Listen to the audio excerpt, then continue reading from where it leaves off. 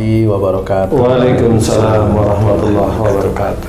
Para pemirsa dan sahabat beriman dimanapun berada, alhamdulillah kita berjumpa lagi. Semoga kita selalu dalam lindungan Allah Subhanahu wa Ta'ala. Amin ya rabbal alamin.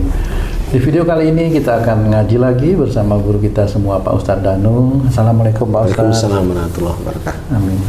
Assalamualaikum Bang J. Waalaikumsalam Pak Tung. Amin. Assalamualaikum Mas Eko. Waalaikumsalam warahmatullahi wabarakatuh. Alhamdulillah.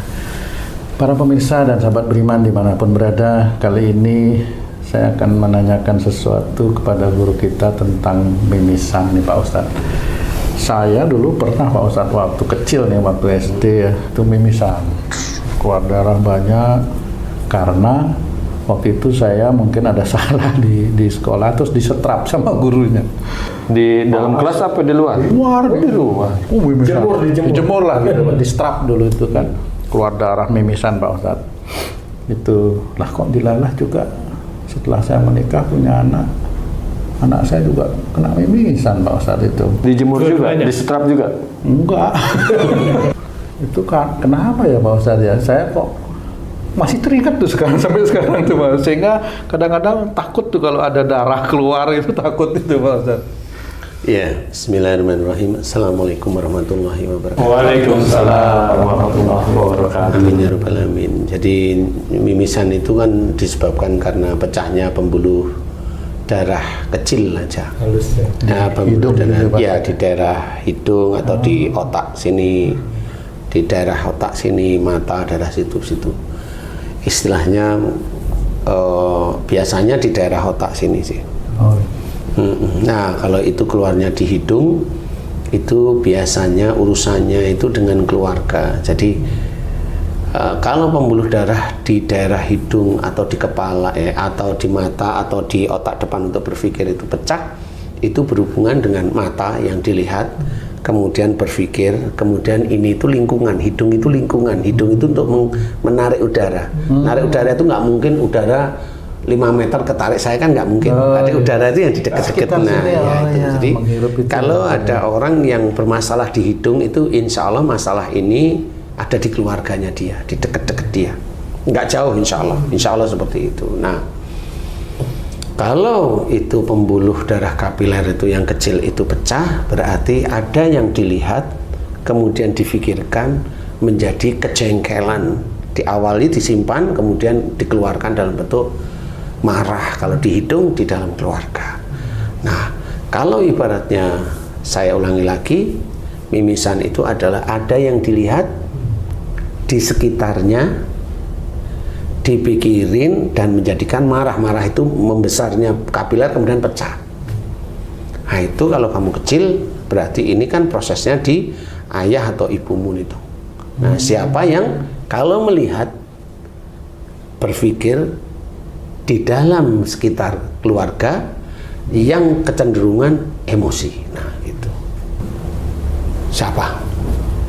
Almarhumah itu. Almarhumah ibu berarti. Iya, nah, berarti. di situ ketahuan nanti kamu, iya ya, almarhum ibuku memang cenderung emosional dulu, kan gitu. Nah, itu insya Allah menyebabkan dalam kondisi kamu belum akil balik. Iya benar. Kan karena setelah itu. Dewasa saya Hilang, lagi ya. ya.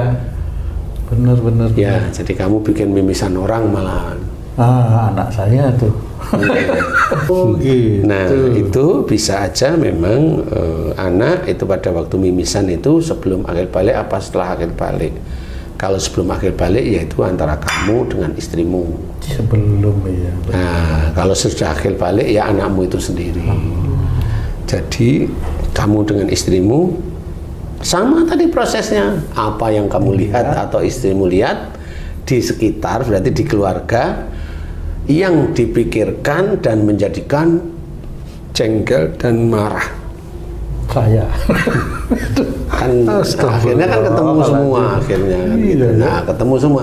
Oh iya ya, iya itu. Nah, berarti itu tanda dari Allah Ta'ala untuk mengingatkan bahwa kalau dengan keadaan sekitar, hidung itu sekitar, apa yang kamu lihat boleh kamu pikirkan, jangan marah, diskusikan umpamanya, wasyawirhum fil amri, diskusikan, musyawarah dalam segala urusan dunia itu memang harus kita kerjakan sehingga kalau kita selalu ingat Allah dari sisi-sisi ayat-ayat Quran dan dari sisi-sisi akhlak-akhlak yang baik, ya insya Allah mimisan itu insya Allah nggak ada. Mikir yang santai, tidak emosional, tidak kaku. Nah, sehingga itu anak itu sebelum akil balik aman. Kemudian kalau setelah akil balik dilihat, nah kalau anakmu itu juga setelah akil balik juga mimisan agak sering, nah, anakmu punya tipikal apa yang dilihat dia nggak cocok langsung emosi, nggak walaupun diam, gitu-gitu aja. Kalau ndak mimisan termasuk saya udah ndak mimisan lagi, tapi Pak Ustadz, apa namanya, keluar ingus terus itu Pak Ustadz, nges terus. Nah, itu sampai saya menikah lah itu ya, sampai ketemu Pak Ustadz waktu itu. Terus baru hilang, lama juga tuh. Jadi darah diganti dengan ingus. Apakah ini sama Pak Ustadz ini? Mirip, cuma bedanya tidak kecenderungan tidak emosional, tapi kecenderungan itu mikirnya itu padat. Mikir padat itu mikirnya itu lebih lebih ada emosional, tapi bukan marah ya bentuknya ya. Mikirnya itu ada keinginan, ada emosional lah, emosional, bukan marah ini. Jadi aku pengen ini, aku pengen ini. Nah, itu kan emosional namanya. Nah, kecenderungan insya Allah seperti itu. Ya, jadi, benar. nah itu yang bikin ini ingus. Jadi dikit-dikit dipikirin, itu dipikirin. Akhirnya cerewet. Nah, mikir itu kan akhirnya cerewet. Kamu gitu, mikir ini akhirnya kamu cerewet. Akhirnya orang ngomong apa aja, kamu ngomong akhirnya. Nah, di sini sebenarnya itu yang jadi ingus. Insya Allah seperti itu. Kalau itu memang terjadi ya itu ya kerjaanmu seperti itu ya. Sekarang belajar untuk tidak, serahkan sama Allah Ta'ala. Kalau sesuatu terjadi kemudian kita tidak mampu, serahkan sama Allah agar Allah nanti yang menata. Serahkan aja sama Allah Ta'ala, biar Allah yang mengatur semuanya. Ustaz, tadi mimisan Pak Tung tuh disebabkan karena dulu kepanasan kejemur.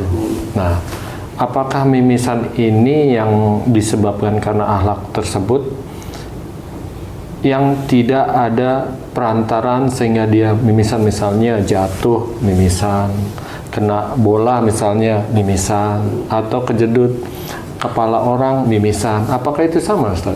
Enggak sama, tapi intinya mirip aja. Mirip aja. Jadi istilahnya itu dipaksa agar orang itu faham dengan gayanya Allah. Kalau kejedut mimisan berarti cara dia berpikirnya itu keras kepala. Sudah enggak cuma emosi, keras kepala. Makanya kepalanya harus dibenturin. Jadi seperti itu. Jadi kalau kita pahami begitu, orangnya keras kepala biasa seperti itu.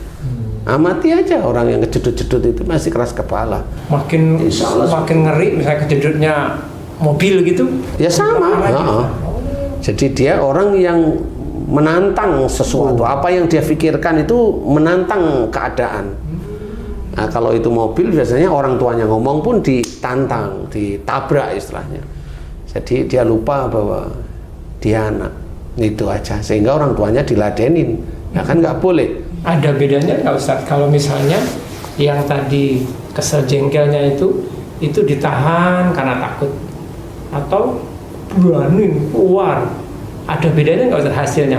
Misalnya lebih sering atau jadi apa gitu Ustaz? Ya, ditahan tidak ditahan itu nanti kalau memang dia ditahan ya dia jadi mimisan atau pilek yang nggak pernah sembuh. Kalau dia dikeluarkan ya bisa aja nanti dia jantungan, kan seperti itu. Iya pasti akan berdampak. Nggak mungkin nggak, karena itu petunjuk dari Allah Ta'ala. Semua hal yang terjadi itu petunjuk dari Allah Ta'ala. Ada hikmahnya. Cuma kita orang Islam harus paham. Bukan cocokologi ngarang aja, kan ini diteliti beneran. Jadi kalau memang mau buktiin ya, saya satu kasus punya penyakit, kemudian doanya di titik itu. Karena setelah doa ini kok diberi kesembuhan sama Allah Ta'ala, bukan cocokologi, itu betul, kan gitu ya. Nah disinilah kita harus memahami, jangan emosi itu jangan. Kalau udah ibaratnya ada hadis Nabi menceritakan la taktab walakal jannah, jangan marah bagimu surga, udah. Berhenti aja, jangan marah. Apapun bentuknya jangan marah.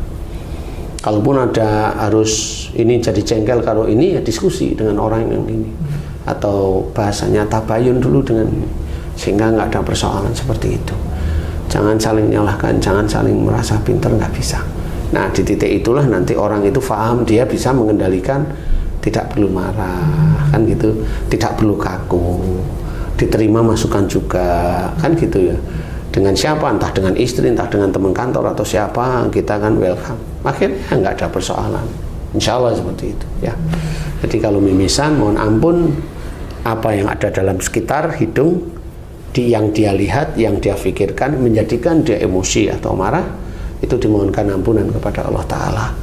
Insya Allah. Dan kemudian berubah, jangan sepaneng, dikit-dikit mikir sepaneng, ya nggak usah, biasa aja. Insya Allah. Mudah-mudahan siapapun orang yang apa namanya tadi mimisan atau anaknya mimisan, insya Allah itu aja. Dan itu bisa dibenahi, insya Allah bisa, karena itu tidak sulit. Kecuali ada kanker nasofaring, nah itu beda ya. Ini bukan kanker ya, kita bilang mimisan biasa aja dulu. Mudah-mudahan manfaat. Wallahu a'lam. Alhamdulillah, terima kasih banyak Pak Ustadz penjelasannya.